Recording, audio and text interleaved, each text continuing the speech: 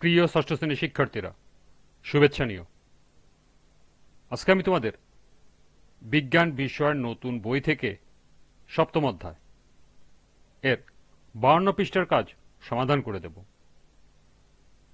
প্রথমে তোমাদের বলবো, যারা আমার চ্যানেলটি সাবস্ক্রাইব করো নাই তারা আমার চ্যানেলটি সাবস্ক্রাইব করবে এবং আমার সাথে থাকবে।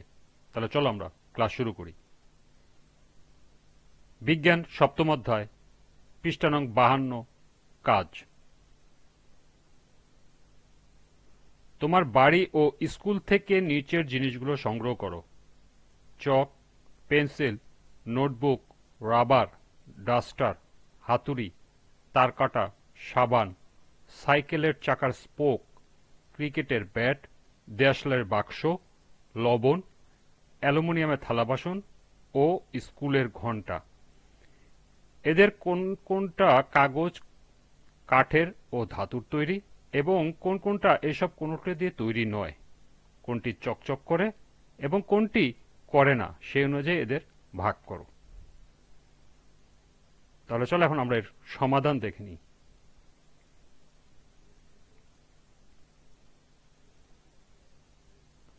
চক, পেন্সিল, নোটবুক, রাবার, ডাস্টার, হাতুড়ি, তারকাটা, সাবান, সাইকেলের চাকার স্পোক, ক্রিকেটের ব্যাট, দেশলাইয়ের বাক্স, লবণ, অ্যালুমিনিয়াম থালাবাসন ও স্কুলের ঘণ্টার মধ্যে কোনটা কাগজ, কাঠের ও ধাতুর তৈরি, কোনটা এসবের কোনটা দিয়ে তৈরি নয় এবং কোনটি চকচক করে এবং কোনটি করে না, তা নিম্নের ছকে উপস্থাপন করা হলো।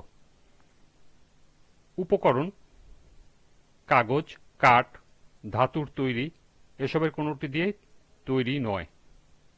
চকচক করে, চকচক করে না। প্রথমে আছে চক, এসব দিয়ে তৈরি নয়, চকচক করে না। পেন্সিল, কাঠের তৈরি, চকচক করে না। নোটবুক, কাগজের তৈরি, চকচক করে না। রাবার, এসব দিয়ে তৈরি নয়, চকচক করে না। ডাস্টার, কাঠের তৈরি, চকচক করে না। হাতুড়ি, ধাতুর তৈরি, চকচক করে।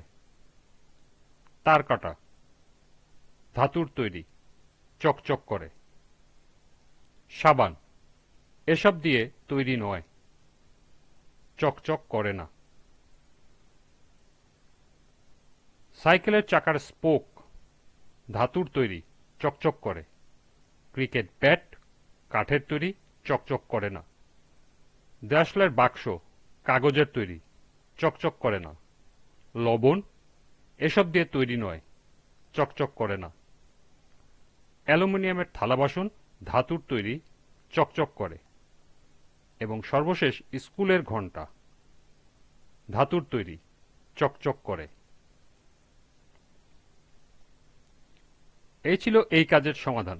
এরপরে দেখো আরেকটি কাজ আছে 52 পৃষ্ঠাতেই। কোনো পদার্থ নরম, কোনোটা শক্ত, কোনোটা নমনীয়, কোনোটা অনমনীয়।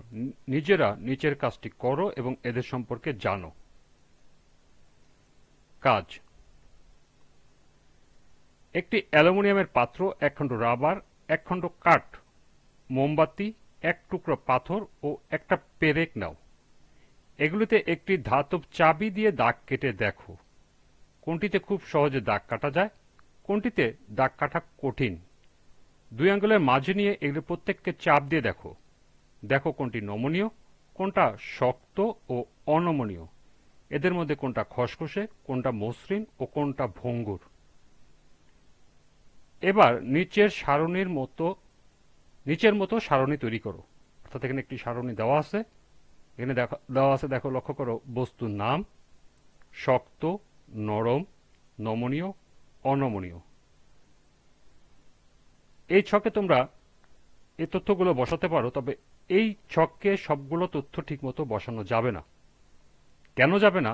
এখানে আছে কোনটা খসখসে, কোনটা মসৃণ, কোনটা ভঙ্গুর, সেটা কিন্তু এই ছকের ভিতরে উল্লেখ নেই। তাহলে চলো এখন আমরা এর একটা সমাধান দিই, যে সমাধানের মধ্যে এই সম্পূর্ণ তথ্য আমরা ইনপুট করতে পারি, অর্থাৎ সম্পূর্ণ তথ্য উপস্থাপন করতে পারি।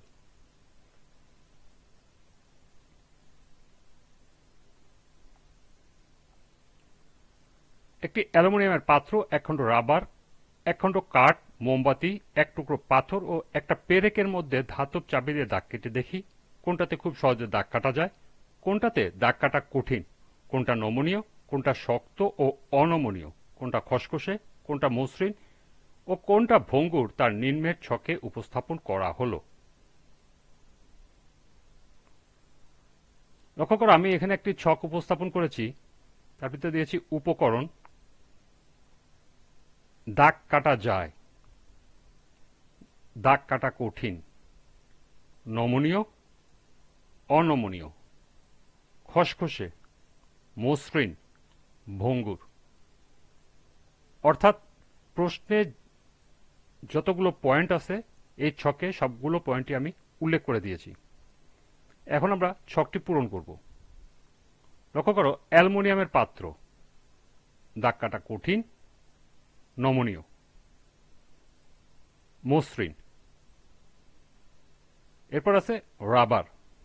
রাবার হলো দাগ কাটা যায়, নমনীয়, খসখসে, ভঙ্গুর। এরপরে কাঠ, দাগ কাটা কঠিন, অনমনীয়, খসখসে। এরপর মোমবাতি, দাগ কাটা যায়, নমনীয়, মসৃণ এবং ভঙ্গুর।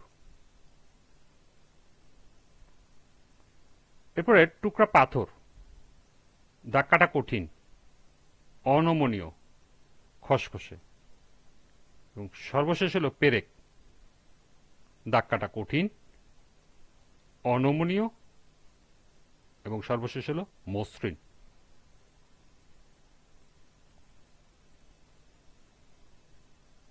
এই ছিল এই কাজের সমাধান। আজকের ক্লাসটি এ পর্যন্তই।